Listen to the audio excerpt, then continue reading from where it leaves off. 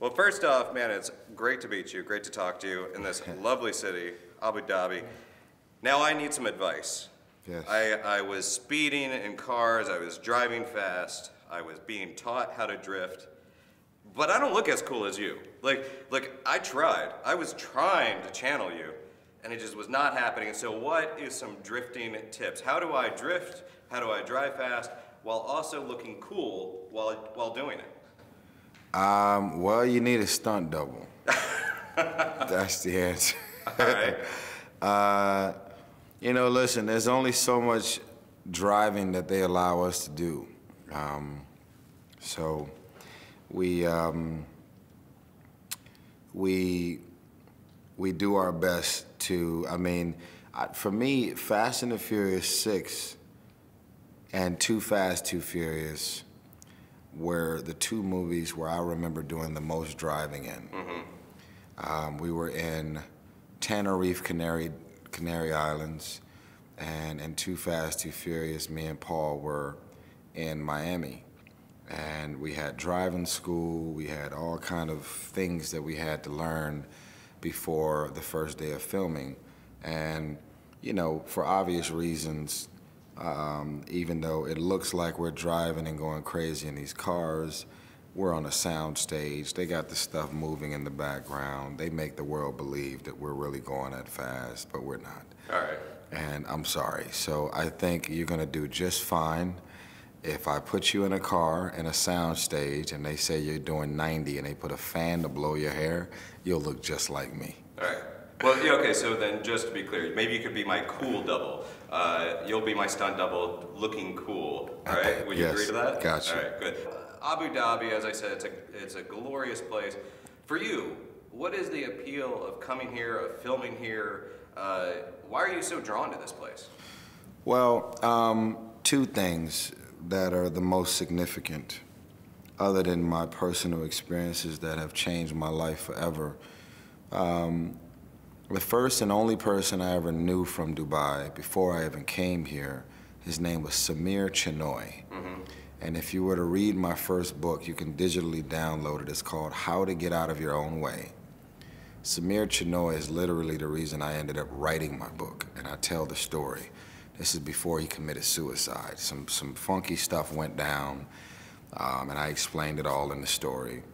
So me coming to Dubai for the first time was after I lost Paul Walker. Mm-hmm. And I decided to come here. I got a God-sent vision, go to Dubai for your 35th birthday and to bring in New Year's. Will Smith, my good friend and mentor, ended up joining me, and it became like the most life-changing trip of all time. And I found my smile here in the UAE.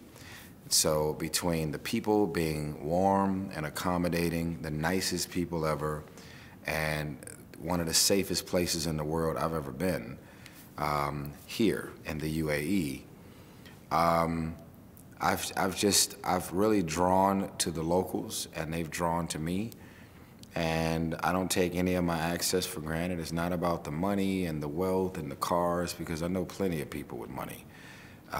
It's about the experience. It's a feeling, and I'm sure you feel the same way since you've been here. And what's really confusing is that we don't get any of these real images of the Middle East on CNN and Fox. I mean, the images that we get are whatever those, you know, erratic groups of terrorism, and that's what fills our screens every day. So we have this kind of image of the entire Middle East based on the actions of some particular groups.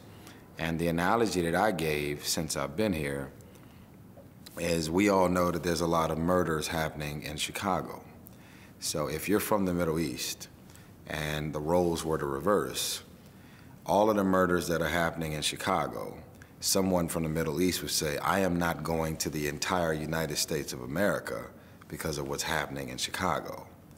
And it just shows you like how specific Chicago is in that particular area of Chicago. It's not even the whole Chicago, but yet they clump it to the entire United States of America.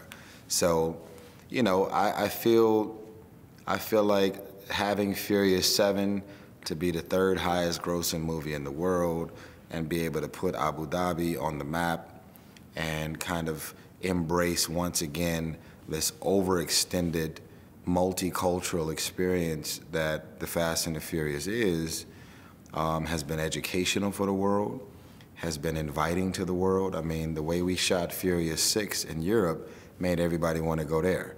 When we shot Fast 5 in Brazil, made everybody want to go there.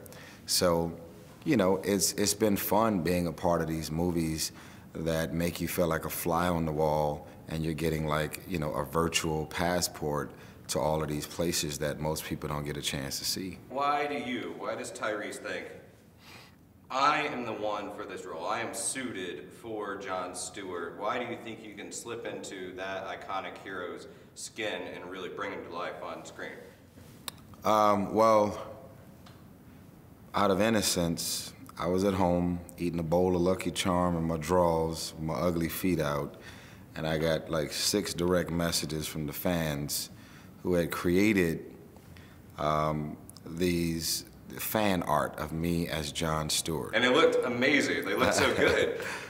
This guy, his name is Boss Logics. I love him. I spoke to him on the phone a couple times, just thanking him because he really is talented, and this is all his fault. Him and this community of fans were like in some blog or website all about comic books and who should star in this and that. And their motivation wasn't black superhero. Their motivation was, we believe that you are the best Green Lantern, period. And I went up on my social media, and it's been just crazy. It's been nonstop. And so I told them I took the oath, which in my mind is I'm fully committed to the process, and I'm going to do whatever I can to get to the other side, because at this point, if I don't get this role, I'll be letting the fans down, which I'm not willing to do. Congratulations on Furious 7. I imagine there's a lot of parallels between the speed and adrenaline of making music and making these movies. So I look forward to speaking to you again in the future about your album. Hey man, thank you very much. Black Rose being #1 in 15 countries is a really, really significant thing for the state of R&B. I don't look at myself as successful, I look at R&B as successful. You know, back in the day, it was never Marvin Gaye featuring Curtis Blow. It was never Luther Vandross featuring Run DMC.